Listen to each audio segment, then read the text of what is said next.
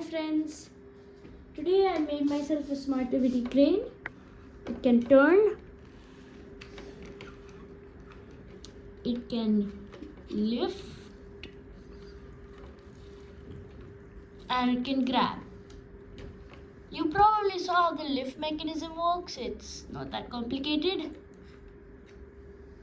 But the grab is actually very interesting mechanism. It's like that. And in reverse.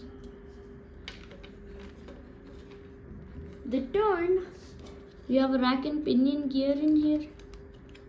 And this rack is moved by a piston. And that turns the top. Also, you can actually do crane stuff with it, like this. I'll take this and put it somewhere else.